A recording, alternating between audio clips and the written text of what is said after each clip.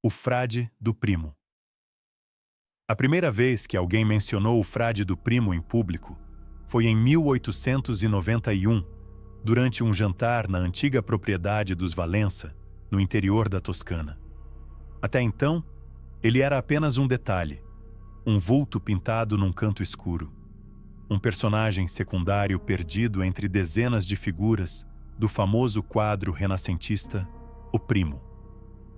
O anfitrião do jantar, o conde Augusto Valença, estava embriagado quando apontou para a tela pendurada no salão principal da mansão.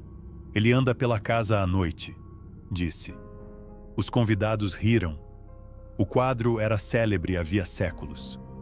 Pintado por Matteo Vetti, um mestre florentino do século XVI, retratava uma praça medieval numa manhã ensolarada. Havia comerciantes vendendo frutas, crianças correndo, soldados discutindo, um cavalo branco ao fundo, freiras, cães, mendigos e músicos. E no centro da pintura estava o rapaz conhecido apenas como o Primo. Um jovem de roupas elegantes, rosto delicado, cabelos castanhos cacheados e expressão curiosamente melancólica. Ele olhava diretamente para o observador, como se estivesse prestes a revelar um segredo. Ninguém sabia quem ele era, nem por que o artista o chamava de o Primo. Nos escritos deixados por Matteo Vetti, havia apenas uma frase: "Pintei-o porque ele pediu". Nada mais. Mas não era o primo que perturbava Augusto Valença. Era o homem escondido no canto esquerdo do quadro, o frade. Quase invisível à primeira vista, encoberto pela sombra de um arco de pedra, ele vestia um hábito escuro, sem símbolo identificável. O rosto era magro, envelhecido, mas estranhamente indefinível. O que mais chamava a atenção era sua expressão. Parecia sorrir, e ao mesmo tempo não. Os olhos do frade tinham algo profundamente errado. Dependendo do ângulo, pareciam cheios de pena. Em outros, de desprezo. Às vezes de alegria, às vezes de fome. Naquela noite de 1891, Augusto jurou que o vira atravessando o corredor do segundo andar. Ele não anda, disse o conde, encarando o vinho em sua taça. Ele apenas aparece mais perto. Os convidados acharam aquilo divertido, até que o mordomo desapareceu 3 dias depois. Seu nome era Pietro Salvi. Trabalhava havia 20 anos na mansão. Encontraram apenas seu rosário no corredor da ala norte e o quadro, que estava diferente. Uma das criadas jurou que o frade estava mais visível, mais próximo do centro da pintura, mas ninguém acreditou nela. Mais de um século depois, a mansão Valença foi herdada por Arthur Valença, um empresário brasileiro descendente distante da família original. Diferente dos antepassados, Arthur não era supersticioso.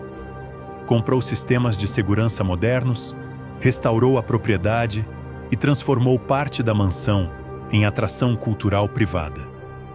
O primo tornou-se novamente uma sensação mundial. Historiadores da arte enlouqueciam tentando descobrir a identidade do jovem retratado. Mas a internet se interessou mesmo foi pelo frade do primo. Tudo começou quando uma digitalização Ultra HD do quadro foi publicada online por um Instituto Europeu de Preservação Artística. Milhões ampliaram a imagem e começaram a perceber coisas estranhas. O frade parecia diferente em versões distintas da fotografia. Em algumas imagens, seus dedos eram mais longos, já em outras, os olhos pareciam abertos demais. Uma postagem viral comparando 2 digitalizações feitas com meses de diferença mostrou algo impossível. O frade estava olhando para lados diferentes. A discussão explodiu em fóruns. Havia comunidades inteiras dedicadas ao quadro, canais no YouTube, podcasts, teorias conspiratórias. Uns diziam que Matteo Vetti teria pintado o diabo escondido na tela. Outros acreditavam que o frade Era uma pessoa real que teria enlouquecido durante a criação da obra. Mas a teoria mais popular veio de um usuário anônimo chamado Mors Janua. O frade não está no quadro, o quadro está com ele. A jornalista Helena Ferraz chegou à mansão Valença numa tarde chuvosa de outubro.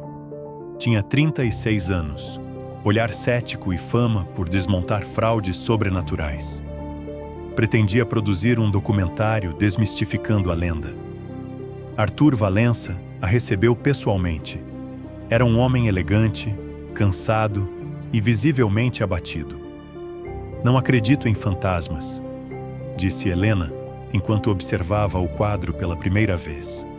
"Mas admito que ele causa desconforto." O primo parecia quase vivo. Havia algo profundamente humano em sua tristeza silenciosa. Já o frade. Helena aproximou-se e sentiu frio imediatamente. Não era impressão psicológica. A temperatura realmente caíra. Ela olhou fixamente para o rosto do frade e teve a estranha sensação de que ele estava prestes a piscar. "Você o viu?" perguntou Helena. Arthur demorou para responder. "Sim." "Quantas vezes?" "Não sei mais." Ele parecia genuinamente perturbado. Naquela noite, Helena instalou câmeras nos corredores da mansão. Às 2h13 da madrugada, ouviu passos, lentos e arrastados. Ela saiu do quarto com uma lanterna. O corredor estava vazio, mas havia algo no fim. Uma silhueta imóvel. Um homem magro usando hábito escuro. Helena congelou. A figura parecia distante demais para que ela distinguisse o rosto. Então a lanterna falhou por apenas 2 segundos. Quando voltou, a figura estava mais perto. Não caminhando, mais perto. Helena sentiu o coração disparar. A silhueta permanecia imóvel, mas agora ela conseguia ver o rosto. O mesmo sorriso sério, os mesmos olhos impossíveis. Ela tropeçou para trás e a luz apagou novamente.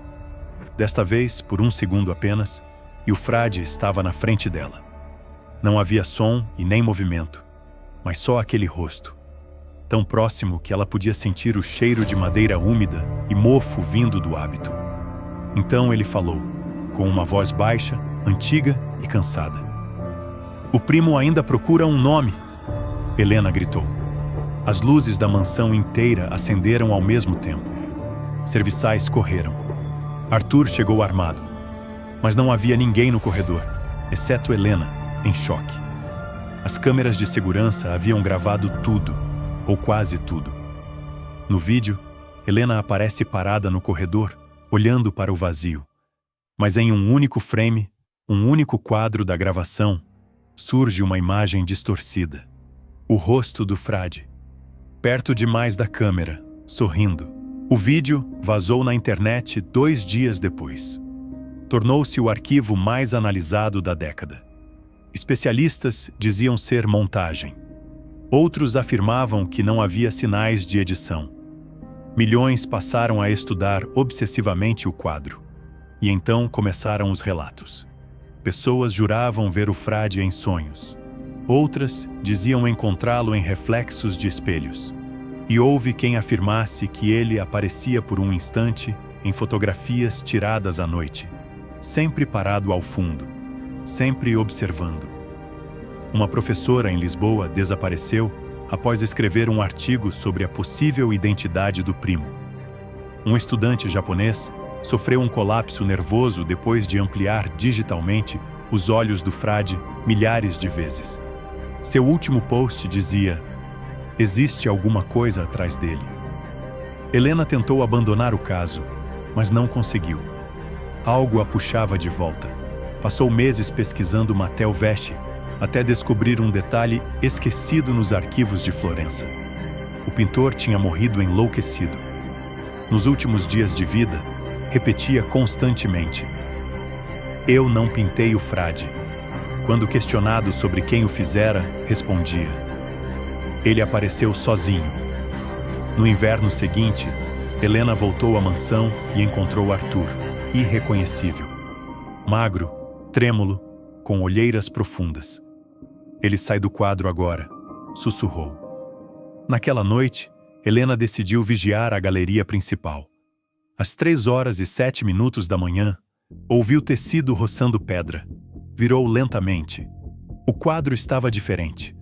O lugar onde o frade deveria estar estava vazio.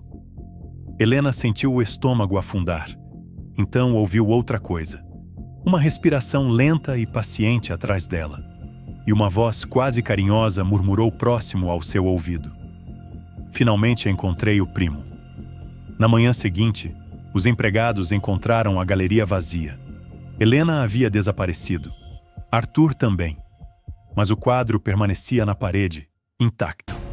Desde então, estudiosos afirmam que o primo não está mais sozinho no centro da pintura. Ao lado dele, existe agora uma mulher, parcialmente encoberta pela luz da praça medieval. Ela parece aterrorizada, como se tivesse acabado de perceber alguma coisa atrás dela. E no canto escuro do quadro, o frade continua observando, sorrindo ou não.